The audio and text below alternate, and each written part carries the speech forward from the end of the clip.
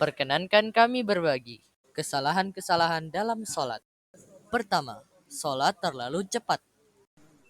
Nabi SAW memerintahkan kita untuk bersikap tenang dalam setiap gerakan sholat. Beliau SAW mengajarkan kepada orang yang sholatnya terlalu cepat, jika kamu hendak sholat, berwudulah dengan sempurna. Setelah itu, berdirilah menghadap kiblat. Berdirilah dengan tegak dan tenang, lalu bertakbirlah. Lalu, bacalah Al-Quran yang kamu anggap mudah. Setelah itu, rukuklah kamu sampai kamu benar-benar tenang dalam rukukmu. Lalu berdirilah i'tidal sampai kamu benar-benar tegak berdiri. Setelah itu sujudlah sampai kamu benar-benar tenang dalam sujudmu. Lalu duduklah kamu sampai kamu benar-benar tenang dalam dudukmu. Lalu sujudlah lagi sampai kamu benar-benar tenang dalam sujudmu. Setelah itu, duduklah dengan tenang dan lakukan seperti ini dalam semua salatmu. Muttafaqun alaih. Kedua, melakukan gerakan yang berlebihan. Imam Ibnu Utsaimin menjelaskan, gerakan dalam sholat bisa membatalkan sholat jika 1. Terlalu banyak melakukan gerakan. 2. Tidak memiliki kebutuhan. 3. Berturut-turut atau artinya tidak terpisah. Jika gerakan yang banyak tersebut dilakukan secara terpisah-pisah, maka tidak akan membatalkan sholat. Sebaliknya, jika ia bergerak 3 kali pada rakaat pertama, kemudian ia bergerak lagi 3 kali pada rakaat kedua, kemudian ia bergerak 3 kali lagi pada rakaat ketiga, dan bergerak ketiga kali juga pada rakaat keempat, yang jika gerakan-gerakan ini digabungkan, tentunya banyak menjadi gerakannya. Akan tetapi, tatkala gerakan-gerakan tersebut terpisah-pisah, maka menjadi sedikit karena terpisah pada setiap rakaatnya, dan hal ini tidak akan membatalkan sholat. Syahrul Mumti'. Ketiga, mendahului imam atau membarengi imam. Nabi SAW menjelaskan bahwa imam itu ditunjuk untuk diikuti. Kita ruku setelah dia ruku dan kita sujud setelah dia sujud tanpa mendahuluinya. Maka Rasulullah SAW memberi ancaman berat bagi mereka yang mendahului imam, bahwa Allah akan mengubah wajah mereka menjadi wajah keledai. Dari Abu Hurairah radhiyallahu anhu, Nabi SAW pernah bersabda, hendaklah orang yang mengangkat kepalanya sebelum imam, dia merasa takut, karena Allah akan mengubah kepalanya menjadi kepala keledai di hari kiamat kelak. Hadis riwayat Muslim, Ahmad, dan yang lainnya. Ada 3 gerakan makmum terhadap imam. 1. Mendahuluinya. Hukumnya terlarang. 2. Terlalu telat darinya. 3. Mengikuti imam. Inilah yang benar. Makmum bergerak setelah imam sempurna bergerak. Dalil bahwa para sahabat tidak membarengi imam adalah hadis dari Al-Bara bin Azib radhiyallahu anhu. Beliau menyatakan, kami dahulu salat di belakang Nabi sallallahu alaihi wasallam.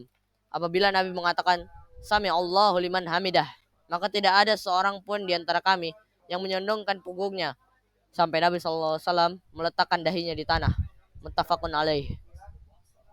Keempat, melakukan sujud yang salah. Seperti tidak meletakkan 7 anggota sujud di alas, termasuk hidung. Nabi Shallallahu Alaihi Wasallam memerintahkan kita untuk meletakkan 7 anggota sujud di alas, dahi, hidung, 2 tangan, 2 lutut, dan 2 kaki. Namun ada sebagian masyarakat yang mengangkat kedua kakinya saat sujud, sehingga membuat sujudnya tidak sah. Dari Ibnu Abbas radhiyallahu anhu, bahwasanya Nabi Shallallahu Alaihi Wasallam pernah bersabda, aku diperintahkan untuk bersujud dengan bertumpu pada 7 anggota badan, dahi, dan beliau bersyarat dengan menyentuh tangan ke hidung beliau, 2 telapak tangan, 2 lutut, dan ujung 2 kaki. Hadis riwayat Bukhari dan Muslim. Kelima, aurat terbuka ketika sujud. Bagi mereka yang kurang perhatian, terkadang terbuka pakaian bagian belakangnya dan kemudian terlihat auratnya ketika sujud. Allah berfirman yang artinya, wahai Bani Adam, gunakanlah perhiasan kalian setiap kalian menuju ke masjid. Quran Surah Al-A'raf ayat 31. Dan bagian dari menggunakan perhiasan di masjid adalah memakai pakaian yang menutup aurat. Dan jika ada orang yang merasa auratnya tetap terbuka, dia harus segera menutupnya agar sholatnya tetap sah. Asy-Syirazi, salah satu ulama Syafi'iyah, mengatakan, jika bajunya diterpa angin hingga terbuka auratnya, kemudian langsung menutupnya kembali, maka sholatnya tidak batal. Al-Muhazzab. Keenam, tidak melakukan takbiratul ihram. Takbiratul ihram merupakan salah satu rukun sholat, sehingga barang siapa yang tidak melakukannya, maka sholatnya batal. Dan syarat dari takbiratul ihram adalah harus dilakukan dengan berdiri. Sebagian orang ketika menyusul imam Dia membaca takbiratul ihram sambil bergerak turun.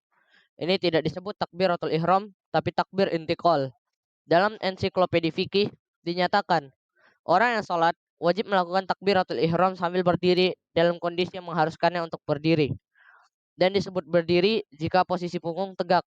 Karena itu, tidak sah jika bertakbiratul ihram dilakukan sambil duduk atau sambil menunduk rukuk.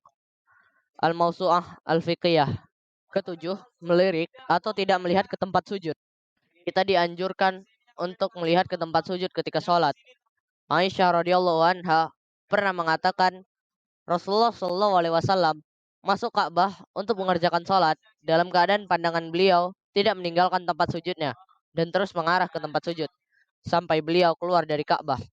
Hadis riwayat Hakim dan Al-Baihaqi. Semoga Allah Subhanahu wa taala menjadikan kita selalu semangat dalam menyempurnakan sholat.